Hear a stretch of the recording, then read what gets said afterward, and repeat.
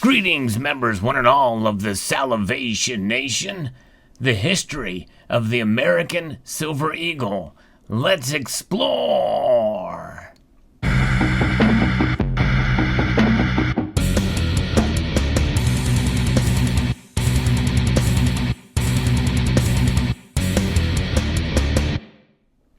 The American Silver Eagle is about to undergo a dramatic facelift, both the obverse and reverse, for the first time since the program was conceived in 1985, and they began circulating as bullion coins in 1986. The most widely minted and widely distributed silver bullion coin in the world, it's no question that the American Silver Eagle is quite special. But the coins are about to undergo this massive change, especially on the reverse of the coin, the heraldic eagle, which is so loved by many of us, designed by John Mercanti. This design is going to undergo a radical transformation with a whole new eagle. You've seen me talk about it on prior videos, and we are in the midst of getting the new eagles that are going to be coming out literally any moment now. But I thought it'd be good to reflect back on this coin, the American Silver Eagle bullion coin, and take a look at the history of this coin and what has happened over the past years, but mainly what led up to it. The history of the beginnings of this really date back before 1985.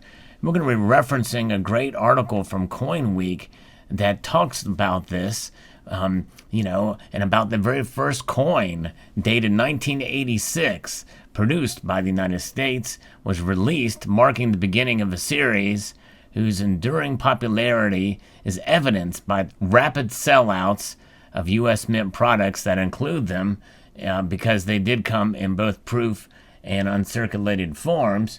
The uncirculated bullion forms are what we see that circulate as bullion, not as used as money or currency. We all know the 1996 Silver Eagles command a bit of a premium because of the low mintage. Otherwise, the ones that are proof with limited mintage or privy and certain mint marks or finishes, they sell like wildfire, like hotcakes enveloped in kerosene and just flame up. It's crazy. The hysteria, the hype around the American Silver Eagle is really unmatched. It was one of the most sought-after bullion coins. Its inaugural issue presents collectors with the first year of issue coin with an interesting backstory and some quite distinctive qualities. The coins themselves, struck in both bullion and proof versions at the San Francisco Mint, are affordable in most grades, necessary for a date set or for collectors interested in first year of issue. And you can do a set like that just on its own, and it's pretty inexpensive. Bullion coin programs emerged around the world in the mid to late 20th century. South Africa introduced the first modern bullion coins, Krugerrands, in 1967. Of course, those were only made of gold.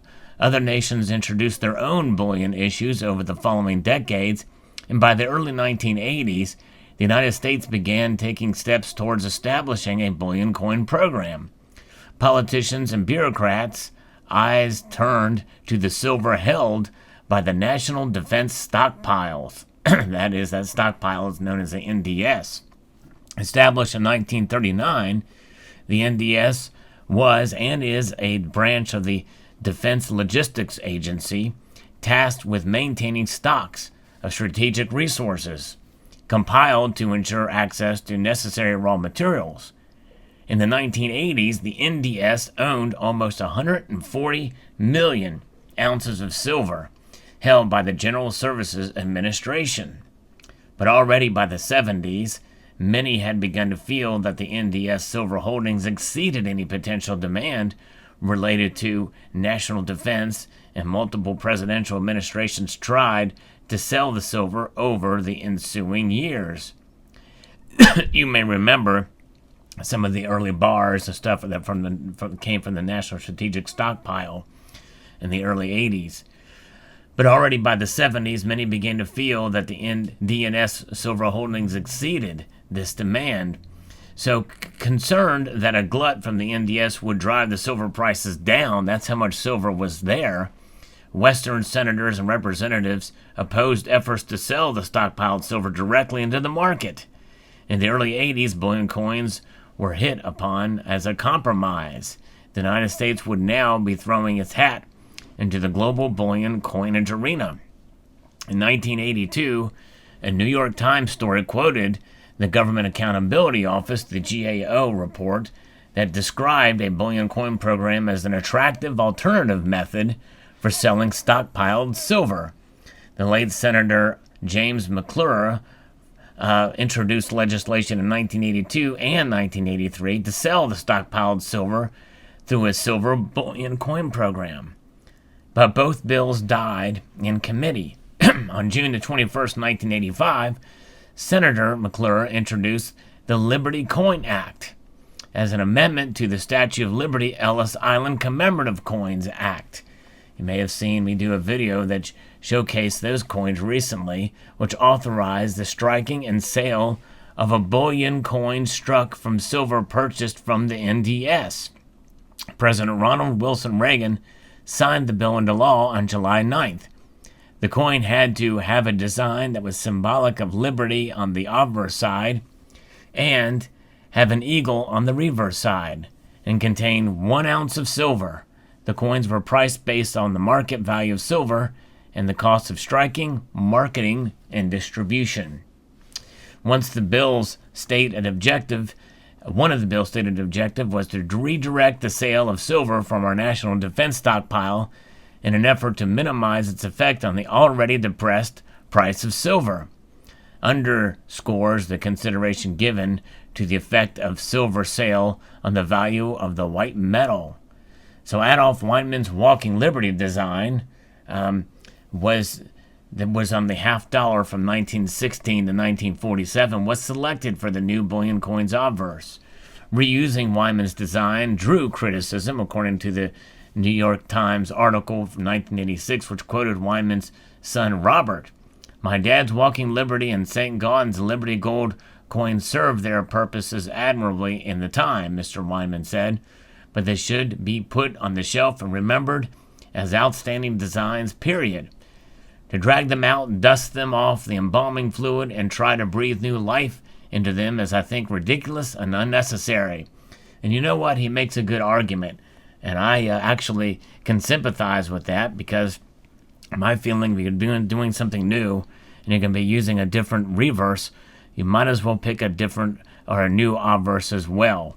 Really, as much as we have grown used to and accustomed to the heraldic eagle and the reverse by John Mercanti, it just does not match the obverse. It's like two completely different coins when you turn them over. That's always been a long criticism of mine for both the gold and silver eagles. John Mercanti, a sculptor engraver who joined the Mint staff in 1974 and would eventually become the Mint's chief engraver in 2006, created a heraldic eagle design that would appear on the SE's reverse for 35 years. Mercanti's design was phased out earlier this year, replaced by an eagle coming in for a landing. Weinmann's Walking Liberty remains on the obverse. Almost 1.9 million proofs were struck by the end of 1986. The bullion strike coins do not bear the San Francisco Mint mark, unlike the proof counterparts, which do.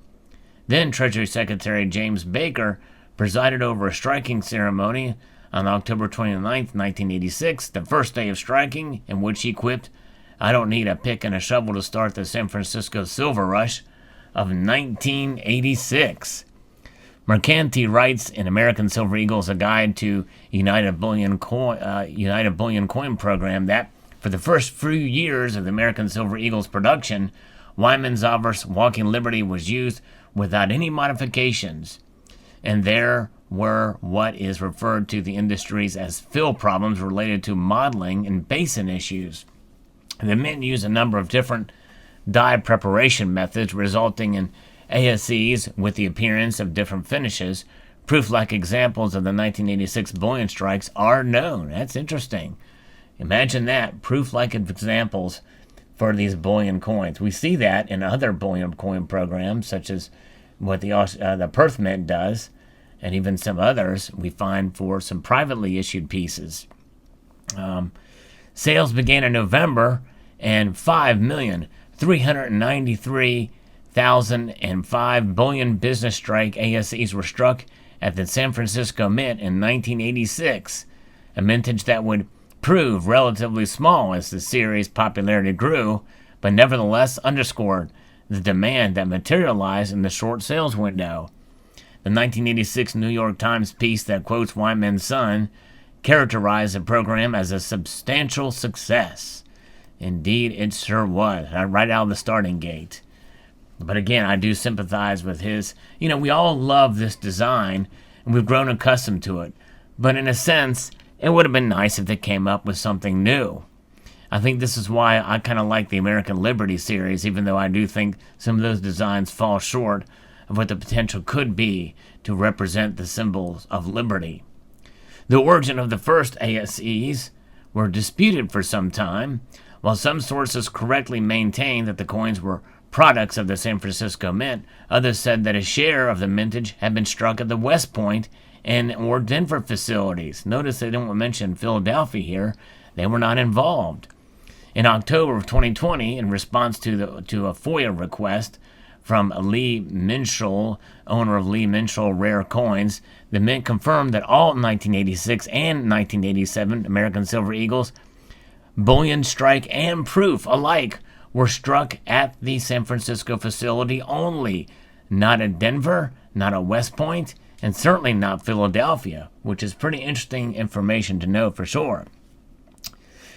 At the time of writing, NGC records 180,481 grading events for bullion business strike 1986 American Silver Eagles, not including 118 listed with a proof-like designation, while PCGS records 24,183, not including 24 with a struck at San Francisco designation. Reported certified populations of MS-70 1986 American Silver Eagles are higher from both PCGS and NGC than any other date before the early 2000s. This suggests that the first year of issue coins were popular submissions, and relative abundance of MS-70 examples makes 1986 one of the most accessible early bullion strike ASEs dates in that perfect grade. Of course, you know my feeling about modern coin grading, and I consider 1986 to be a part of the modern era for coins. And I think that there ought to be another system for grading those coins. Values for bullion strike 1986 ASEs remain under $100 in all grades below MS-70. In MS-70, typical auction results lie between $500 and $1,000. The 1986 ASE is listed as 83 in the 4th edition of Scott Schechter's and Jeff Garrett's 100 Greatest Modern U.S. Coins. Several other ASEs, including the 2006 reverse proof issued to mark the series' 20th anniversary, also made the list. And of course, you know what, in 2011, with the 25th anniversary, that whole big set that showed the different finishes and the like was quite popular. But that set has actually come down in value over the years. But we know the big deal was in 2020, the enhanced reverse proof, or the V75 issue was sold like hotcakes, and that thing has done well. But it's in 2019, which is now the key to the set, the very limited mintage enhanced reverse proof Silver Eagle. Yes, indeed, that is quite the San Francisco of that mint of that coin is quite popular. So very, very good. Numismatic writers, catalogers, and collectors are quick to point out the 1986, the first year of issues, distinction as the coin that began it all. The date is interesting and worth study for more than just its first year of issue status.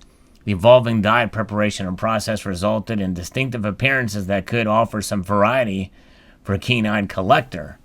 We know, we've seen how it has transformed over the years, and the obverse itself will undergo yet again another transformation when the Type 2 Silver Eagle will make its way in mere days for many of us here. So we'll reflect upon the Silver Eagle, and for those who want to just complete a Type 1 version of these coins, well, this is your time, and this is the way to do it, and it will complete that set if you so desire to do so for the Type 1 Silver Eagle. So very interesting indeed. So let me know what your thoughts are as we look back on the history of the American Silver Eagle.